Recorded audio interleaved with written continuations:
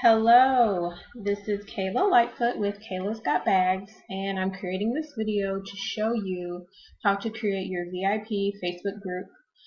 And the first thing you want to do is log into Facebook. Then you'll click on this little downward arrow right here, and you're going to click on Create Group. So then this new box is going to pop up. So you want to name your group, so we'll call this VIP members. And you'll need to add some people, so I'm going to go ahead and add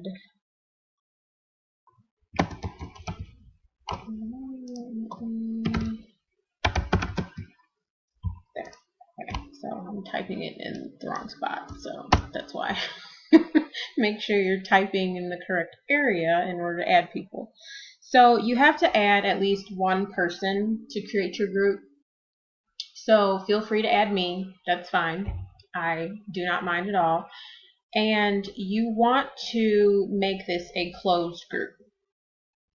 That is required for 31. If you have a VIP group, it has to be a closed Facebook group. Now, you can also have a Facebook page, and you can see mine in the background here.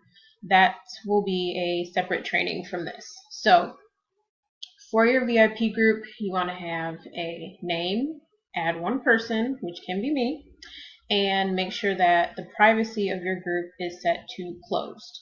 And you probably also want to pin it to your shortcut so it's easy for you to find. So after you get all of that entered into here, click Create. And it'll ask you to choose an icon. You can if you want. If you don't want to, just hit skip. And then it'll bring up this page. So when you have a closed group, you will not have anyone in here until you physically add them or someone else in the group physically adds a person. This is not a public group or public event or anything like your business page. That's public. Anyone can find it.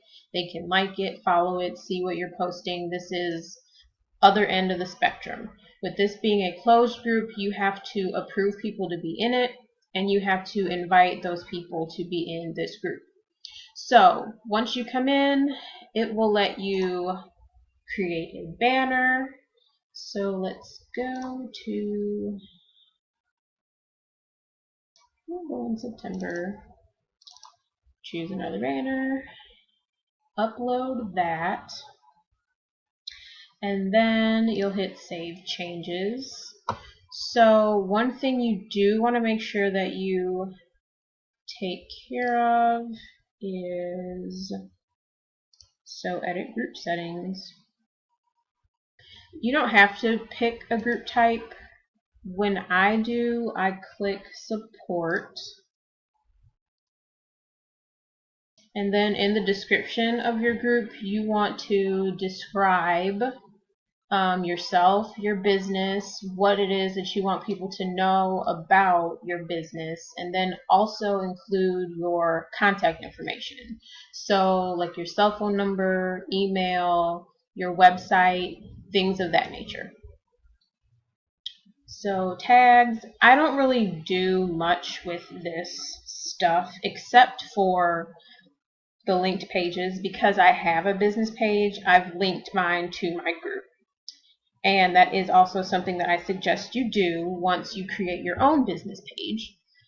You can add your email address, and well, it's a customized email so that when people send messages to that email, it will show up in your group as a post. And that's also a way that you are able to post yourself if you know that email address.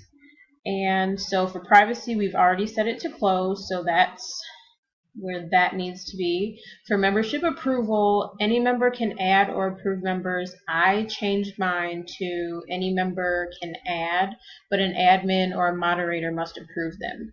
And I suggest that you all do it that way as well, because you may have times where like you'll run a contest to get more members into your group, and you can have people literally add hundreds of their Facebook friends and those people have no idea that they've been added to your group.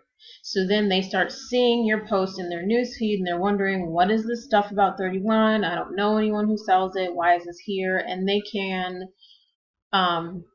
actually cause you to be put into Facebook jail because they can mark your post as spam. So I highly suggest that you click on any member can add, but that you have to physically approve those people in order for them to be physically added to the group and able to see your posts. So one way to actually know if people have been told about being added to your group is to add questions. So one thing that I did was to ask people who invited you to join this group. So when you have that question, so let's save that. And that's good.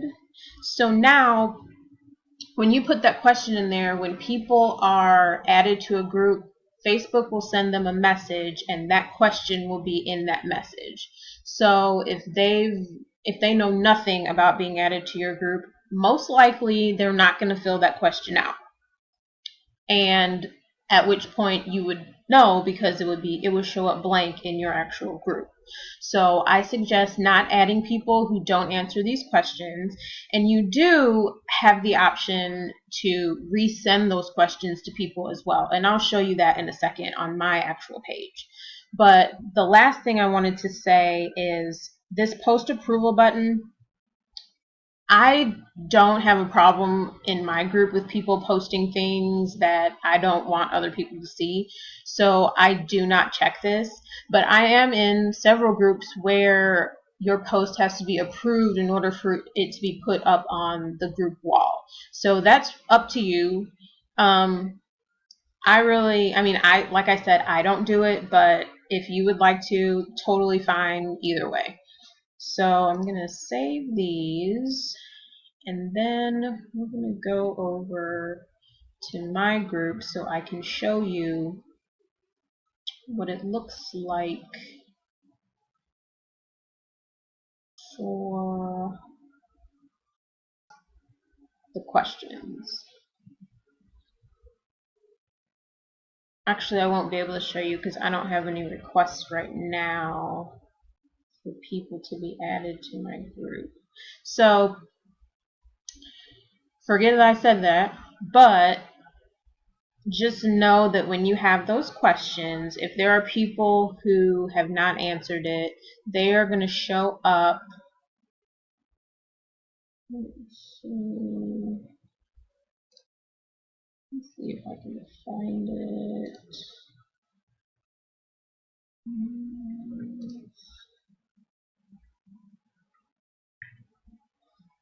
So they'll show up here, but like I said, since I don't have any, you won't be able to see them. But literally, there will be a list of people here, and then it'll have their different answers to the questions that you've posed to those who have been invited to join your group. So if you have any questions about creating groups on Facebook, let me know. Post below, shoot me a message, whatever you need to do, and I will be happy to assist. Have a good night.